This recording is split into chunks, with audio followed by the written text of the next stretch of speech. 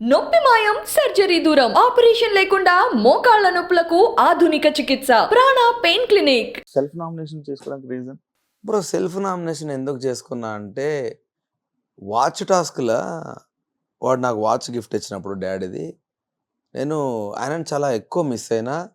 అది నాకు చాలా పెద్ద ఎమోషన్. సో నేను ఏమనుకున్నా అంటే ఆ వాచ్ అనేది హానెస్ట్లీ నా చేతిలో నా దగ్గర ఉంటే ఆయన నాకు ఎన్నుకుండే నడిపిస్తాడు మా డాడీ. సో నాకు సక్సెస్ మా డాడీ చూడలేకపోయిండు. సో దీని త్రూ అన్న ఆయన నా పక్కనే ఉన్న ఫీలింగ్ నాకు ఉంటుంది అని నేను అనుకున్నా. వాడు నాకు గివప్ ఇచ్చేసిండు, నువ్వే తీసుకోరా అని. సో అన్నప్పుడు వాని కోసం ఏదన్నా నేను కూడా చెయ్యాలి అని నేను అనుకున్నా. సో అనుకున్నప్పుడు నా ఇంటెన్షన్ ఏముండే అంటే ఏదో ఒకటి చేయాలనుకున్నప్పుడు వాడిని అడిగిన, అరే నామినేషన్ అనగానే అరే మన దీన్ని ఏమంటారు, నీకు ఒకవేళ నామినేట్ అయితే నీకు బయటకు వస్తా అన్న ధైర్యం ఉందా అని అడిగిన వాని క్వశ్చన్. నాకు లేదు మామ, నీకుందా అని అన్నాడు. నాకు కూడా లేదురా అన్న. ఇద్దరికి లేనప్పుడు నేను నిజంగా చేస్తే హానెస్ట్గా నా పర్సనల్ సాటిస్ఫాక్షన్ వాడు నాకు ఇచ్చినందుకు. ఎందుకంటే నాకు ఆ వాచ్ నాకు నా సక్సెస్ కంటే ఎక్కువ ఇంపార్టెంట్. మా డాడీ అనేటోడు నాకు అంత ఇంపార్టెంట్. సో ఆయన లేడు, వాడు నాకు అంత రీపే చేసినందుకు నేను ఇది చేద్దామని ఒకటి అనుకున్నా. రెండోది నాకు ఏముండే అని అంటే మనం గేమ్స్ ఆడుతూనే ఉన్నాం కదా కంటిన్యూస్గా. అండ్ ఇంకోటి చీఫ్గా నేను నామినేట్ అయినా కాబట్టి డెఫినెట్గా ఆడియన్స్ కూడా వీడు వర్త్ క్యాండిడేట్ అనుకుంటారు అన్నది కూడా నాకు ఒకటి మనసులో ఉండే. చీఫ్ నామినేషన్ అనేది వేరే కదా, ఇప్పుడు వీడు అవసరం లేదనేది వేరే, వానికి వాడు నామినేషన్ అనేది. సో ఇవన్నీ ఉన్నాయి కాబట్టి నాకు ఇది రీపే చేయొచ్చు వీనికి అని నాకు మా హానెస్ట్గా అనిపించి చేసిన. అన్ఫార్చునేట్లీ ఏం జరిగిందంటే ఈ 3-4 రోజులల్లో గేమ్ కూడా నాకు రివర్స్ ఎఫెక్ట్ కొట్టింది. అది నేను ఎక్స్పెక్ట్ చేయలేదు. సో అట్లా నాకు అనవసరంగా ఓటోటి నా నెత్తి మీద పడుకుంటూ వస్తూనే ఉన్నాయి. సో అన్ని కలగలిపి ఒక పెద్ద అదైంది. ఆ నామినేషన్ ఉన్నప్పుడు కూడా అనడం జరిగింది కదా, నేను ఎలా అయినా వస్తాను బయటికి కావాలని. ఎందుకంటే నాకు వాని దగ్గరికి వెళ్ళి సింపథెటిక్ వెళ్ళి, మామ నువ్వు నాకు నా వాచ్ గిఫ్ట్ ఇచ్చిన మా డాడీది, అది నాకు అన్నిటికంటే చాలా ఎక్కువ వర్త్, దాని ప్రైజ్లెస్ అది. సో దానికోసం నేను నామినేట్ అవ్వాలనుకుంటున్నాను. నేను అనుంటే ప్రామిస్గా చెప్తున్నా, నిఖిల్ అనేటోడు యాక్సెప్ట్ చేయడు. అట్లెట్లా చేస్తావరా, వద్దు దానికి దీనికి చేయడం ఎందుకు, అవసరం లేదు, నేను వెళ్ళిపోతా అనేటోడు నన్ను కన్విన్స్ చేసి. సో నాకు అది కూడా వాడికి తెలుసు కాబట్టి అది చెప్పకుండా కొంచెం ఓవర్గా మాట్లాడదాం అనుకున్నా. సో దట్ ఏంటంటే వాడు అడగడిగా నన్ను ఎందుకు చేసినవరా అని. అందుకే బయటకు వచ్చి కూడా సోనియా అడిగింది, అంత ఓవర్గా ఎందుకు చెప్పినవరా అంటే, లేదు నా ఇంటెన్షన్ ఇది సోనియా, కానీ నేను మనకు చెప్పదలుచుకోలేదు. ఎందుకంటే ఏదో ఎమోషనల్ బ్యాగేజ్ క్రియేట్ చేసినట్టు ఉంటుంది, నాకు అది నచ్చదు. ఏదైతే అది అయింది, నేనైతే హానెస్ట్గానే చేసిన, దేనికైనా నేను రెడీ ఉన్నా, నాకు వర్త్గా నాకు ఏదైనా చేయాలనిపించింది అని అన్నా. ఆమె కూడా నవ్వి ఓకేలే అని చెప్పి, నిఖిల్తో మాత్రం ఇట్లా అనకు బాగుండదు ఇప్పుడు చెప్తే అని అంటే సరే అన్నది. ఇంకా ఆ టాపిక్ అక్కడితో వదిలేసినాం. యాక్చువల్ బిగ్ బాస్ హౌస్లోకి వాచ్ లేదు, మీకు వాచ్ ఇచ్చారు. ఆ వాచ్ పని చేస్తుందా లేదనే జనరల్ డౌట్. చెయ్యది, నేను అదే షాక్ అయినా. నేను లిటరల్ ఇప్పుడు బయటకు వచ్చిన తర్వాత కూడా వాచ్ తీయలే, ఎందుకంటే అదొక మెమరీ లాగా నాకు వచ్చింది కదా. సమ్ 11:30 12:30 టైమర్ సెట్ చేసి సెల్ తీసేసి ఇచ్చిర్రు నాకు.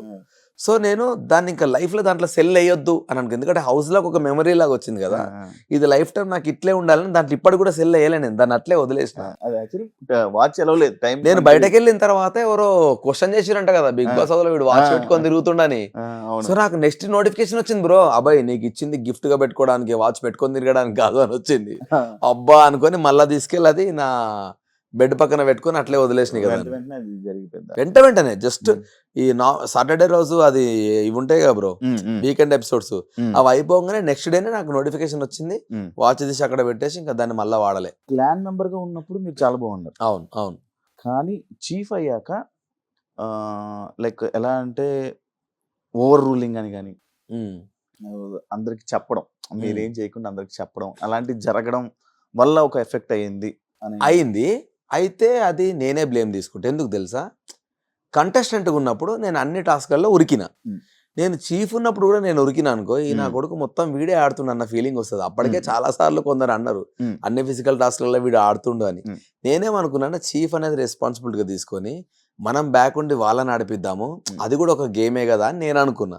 సో అందుకే నేను చాలా ఎక్కువ వాళ్ళకి చెప్పడము, నేను బ్యాక్ ఎండ్ ఉండడం చేసిన అన్నట్టు. అట్లా ఎంజాయ్ చేద్దాం చీఫ్ పొజిషన్ ని. ఇలా కూడా మళ్ళీ నేనే ముందు పోయి ఆడితే అది కూడా ఒక ఇబ్బంది అవుతుంది, అన్ని నువ్వే ఆడుతున్నావు అంటారని వెనక్కుందాం అనుకున్నా. అది కొంచెం బ్యాక్ ఫైర్ అయింది. బిగ్ బాస్ ని బయాస్డ్ అన్నారు కదా, అది ఒక చాలా పెద్ద మాట. అవును. స్టిల్ ఆ మాట మీద మీరు ఉంటారా? యా, అంటే బయాస్డ్ అన్న మాట మీద ఉంటావా అంటే, నాకు దానికి జరిగిన కాన్సిక్వెన్సెస్ గురించి నేను మాట్లాడతా. నాకు నచ్చనివి ఏంటి అంటే, ఫస్ట్ క్వశ్చన్, చీఫ్ అనేది చాలా గొప్ప పొజిషన్ అయినప్పుడు నామినేషన్ అనేది ఇంకో రకం. నామినేషన్ అంటే he's unfit for the house. Chief ఎట్లా అన్ఫిట్ ఫర్ ద హౌస్ అవుతాడు?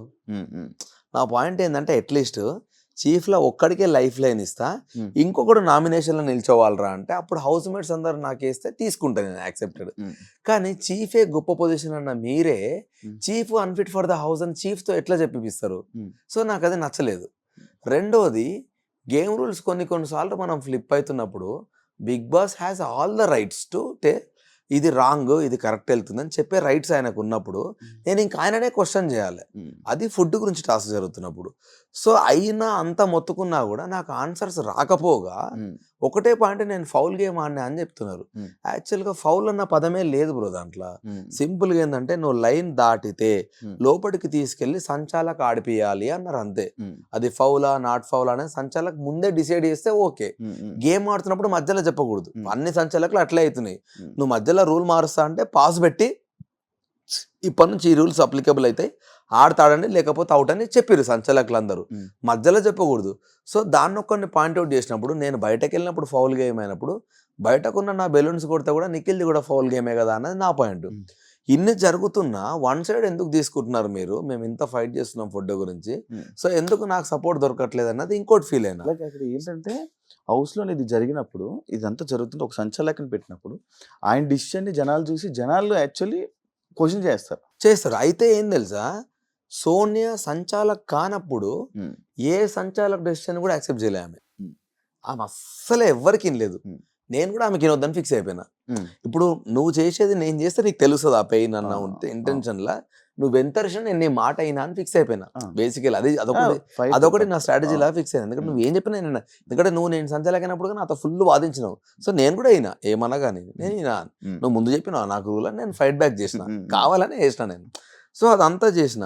సో సంచాలక డెసిషన్ ఫైనల్ అన్నప్పుడు ఇంకా నేను వదిలేసిన, నీ డెసిషన్ ఫైనల్ కదా, Hmm. నీతో మాట్లాడి వేస్ట్. ఎందుకంటే నువ్వు ఒకటే పాయింట్ మీద ఉన్నావు, Hmm. అందులో నీకు రూల్ అర్థమైతలేదు అన్న Hmm. ఇంటెన్షన్ నేనున్నా. ఎందుకంటే రూల్ క్లియర్గా రాసి ఉంది, Hmm. నీకు అర్థం కాలేదు, అయినా మీరు యాక్సెప్ట్ చేయట్లేదు.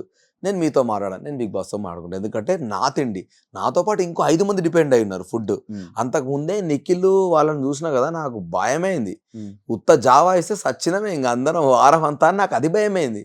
అమ్మా ఇది ఎక్కడ బాధరా అనుకుని బిగ్ బాస్ నాకు నచ్చట్లేదు. నాకు ఫుడ్ గురించి కదా, అది అవును. వేరే మనీ టాస్క్ అది ఇది అయితే ఇంకో టాస్క్లో మనం ఇద్దాం రా నాకు కసి ఉండేది. Hmm. అట్లీస్ట్ నీకు ప్రాపర్ ఫుడ్ ఉంటే ఏమైనా వేస్తావు కదా, నాకు అది భయమై గట్టి మాట్లాడినా. సో అన్ని ఓదానని కోట్ అయింది. ఇదైన తర్వాత ఎగ్ టాస్క్ స్టార్ట్ అయింది. ఎగ్ టాస్క్లో ఫస్ట్ 3 ప్లేసులు వాళ్ళు గెలిచినాక మా టీంలోకి వెళ్ళి ఒకరిని తీసేసే ఆప్షన్ వాళ్ళకి ఇచ్చారు. Hmm. ఇచ్చినప్పుడు వాళ్ళు ఎంత గలీజ్గా ఆడిరంటే, నాకు ఆల్రెడీ దెబ్బలు తాకినాయని పక్కన కూర్చున్నా. Hmm. ఓకే, మణికంఠ ఆల్రెడీ చాలా ఫిజికల్గా డ్యామేజ్ అయిపోయి ఉన్నప్పుడు Hmm. వాళ్ళు దాన్ని, మా దాంట్లో ఉన్న ఒకే ఒక స్ట్రాంగ్ ప్లేయర్ నబెల్ని తీసేసారు. Hmm. మళ్ళీ వాళ్ళు రూల్స్ ఎథిక్స్, Hmm. అంతకుముందు కత్తులు కొట్లాడుకున్నప్పుడు కట్టిరిగితే అది ధర్మమైన యుద్ధమే కాదని మీరు మాట్లాడి, మరి అన్ఫిట్ టీంతో మీరు ఎట్లా ఫైట్ చేస్తారు? ఇంత Hmm. నీతులు మాట్లాడినా మీరు, Hmm. నాకు అవి డైజెస్ట్ అవ్వట్లే. నిన్న Hmm. మాట్లాడింది నువ్వే, ఇవాళ మాట్లాడుతుంది నువ్వే. Hmm. Hmm. ఇంత నాన్సిక్ ఎందుకు మాట్లాడుతారు మరి మీరు? అంటే మీ దగ్గరకు వస్తే నీతులు, మేము చేస్తే తప్పులా అని నాకు అవన్నీ నచ్చట్లే. Hmm. సో మీరు ఫేక్ ఉంటున్నారు, నా ఫ్రెండ్స్ అయినా మీరు ఫేక్ ఉంటారని నేను ఫీల్ అయిపోయినా నాకు అవేవి డైజెస్ట్ అవ్వట్లేదు. Hmm. Hmm. నా బెల్ని తీసేసారు. సరే పోనీ అమ్మ వాళ్ళు ఇట్లా ఆడుతున్నారా గేమ్ అనుకున్న తర్వాత నెక్స్ట్ మేము హైయెస్ట్ అయినాం. Hmm. మేమేమనుకున్నాం, మనకు కూడా ఛాన్స్ దొరుకుతుంది, మనం హైయెస్ట్ అయినాం కదా, మనం పృథ్వీని తీసేద్దాం. ఫస్ట్ వాడు చాలా ఘోరంగా వైలెంట్గా ఆడుతున్నాడు, వాడిని తీసేసి అట్లీస్ట్ కొంచెమన్నా సేఫ్గా ఆడుకోవచ్చు గేమ్ అనుకొని మా ప్లాన్. నెక్స్ట్ డే మాకు ఆఫర్ ఇవ్వలేదు. Hmm. నేను మళ్ళా ఫీల్ అయినా. Hmm. 3 నా దిక్కే జరిగినాయి. Hmm. ఒక చీఫ్ అంటే నాకైనా ఎవరికైనా చీఫ్ అన్న పదానికి వాళ్ళు చెప్పిన అర్థానికి నాకు అది నచ్చలేదు. Hmm. మీరే ఎట్లా నామినేట్ చేసుకున్నారు? సో రెండోది, ఈ బెలూన్స్ దగ్గర నేను ఫీల్ అయినా, Hmm. ఆ రూల్ అయినా నాకు చెప్తే బాగుండు అని. మూడోది ఇది. So Regular. 3 నా మీద పడ్డాయి, 3 నాకు అగెనెస్ట్ అయినాయి. Hmm. దానివల్ల నేను ఆ మాట అనాల్సి వచ్చింది, Ah. నా సైడ్ పోతలేదు అని. Hmm. సో ఆ బయాస్డ్ అనే కంటే ముందు కూడా మేము అందరం బిగ్ బాస్ చాలా అన్ఫేర్ అవుతుంది, మనకు అగెనెస్ట్గా పోతుంది అని మేము అందరం మాట్లాడుకున్నాం. Hmm. Hmm. సో ఆ కాంటెక్స్ట్లో ఈ బయాస్డ్ అనే పదం, నాకు అసలు బయాస్డ్ అనే పదం ముందు నుంచి వాడకపోయాడు నేను. Hmm. ఈ గేమ్లో ప్రతి ఒక్కడు నువ్వు బయాస్డ్ ఉన్నావు ఈ పదం ఆడనే ఎక్కువ నేను కరెక్ట్గా అవును. చెప్పాలంటే. అవును. సో ఆ పదం ఆటోమేటిక్గా వచ్చేసింది నాకు. Contestant లకు bias ఉండవు, bias ఎగ్జాక్ట్లీ అట్లా నాకు అది వచ్చేసింది ఆటోమేటిక్గా. ఉండవు. Bias. అట్లా నేను ఇంకా బయాస్డ్ అనిపిస్తుంది నాకు, నీ డెసిషన్స్ అన్ని Ah. ఒక సైడ్ అయిపోతున్నాయి అనేది నా పెయిన్ ఉండే. Ah.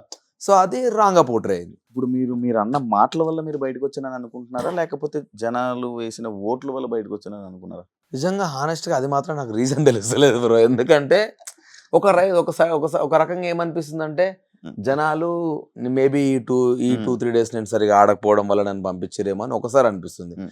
కానీ అదే జనాలు ఫస్ట్ 2 వారాలు నన్ను అప్రిషియేట్ చేసినప్పుడు Mm. డెఫినెట్ గా వీనికి ఇంకో ఛాన్స్ ఇద్దాం రా, ఎందుకంటే ప్రతి వారం కాన్ఫిడెంట్ గా ఆడలేం బ్రో. ఏదో ఒక వారం వీక్ అవుతాం ఎవరమైనా అవును, కూడా. అవును. ఆ ఒక్క ఛాన్స్ ఇస్తారు కదా మనం మంచిగా ఆడితే, మరి అంత మంచిగా ఉన్నప్పుడు ఎందుకు పోయిందని ఇంకోసారి అనిపిస్తుంది. సో వాట్ ఎవర్, ఒకవేళ అన్ఫేర్ అయితే డెఫినెట్ గా మళ్ళీ పిలుస్తారు, ఫెయిర్ అయితే ఇంకా దట్స్ ఇట్, అయిపోయింది. నాకు ఒక మంచి జర్నీ అయితే దొరికింది బిగ్ బాస్ నుంచి, ఐఎమ్ హ్యాపీ అని ఇంకా వదిలేసిన దాన్ని.